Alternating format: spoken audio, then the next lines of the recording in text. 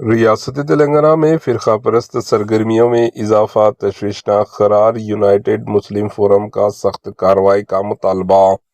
تلنگانہ میں فرقہ پرست عناصر کی بڑھتی ہوئی سرگرمیوں پر یونائیٹڈ مسلم فورم نے شدید تشویش کا اظہار کرتے ہوئے حکومت سے مطالبہ کیا ہے کہ ریاست میں مذہبی ہم آہنگی کو متاثر کرنے والی تنظیموں اور ان کی پشت پناہی کرنے والوں کے خلاف فوری اور سخت کارروائی کی جائے۔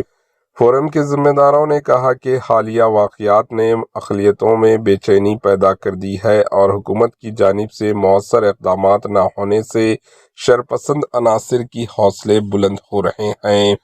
فورم نے راجنا سرسیلا ضلع کے ویملا واڑہ میں درگاہ شریف کی منتقلی کے نام پر کی جانے والی انہدامی کارروائی کو سخت الفاظ میں قابل مذمت قرار دیتے ہوئے کہا کہ اگر اس معاملے میں فوری ایکشن نہ لیا گیا تو یہ ایک خطرناک نظیر بن سکتی ہے۔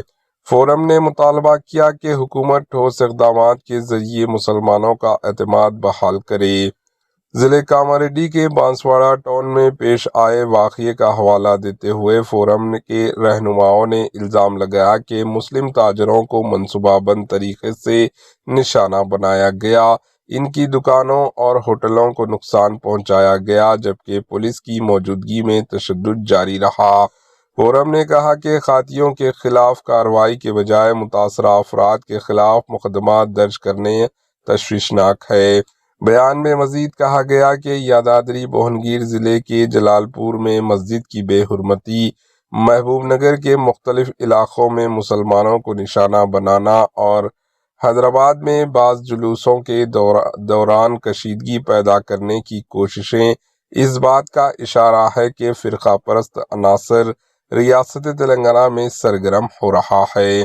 فورم نے الزام عائد کیا کہ نفرت انگیز مہم کے ذریعے سماج کو تقسیم کرنے کی کوشش کی جا رہی ہے۔ فورم کے ذمہ داروں نے چیف منسٹر ریونت ریڈی سے مطالبہ کیا کہ نفرت انگیز اسپیچز کے خلاف قانون کو آئندہ بجٹ اجلاس میں پیش کر کے منظور کیا جائے۔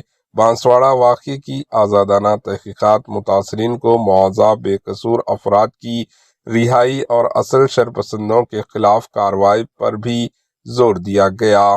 یونائیٹڈ مسلم فورم نے ریاست تلنگانہ میں امن و امان برقرار رکھنا اور سماجی بھائی چارہ مضبوط بنانے کی ضرورت پر زور دیتے ہوئے حکومت سے اپیل کی کہ نفرت پھیلانے والی تنظیموں کے خلاف سخت قدم اٹھایا جائے۔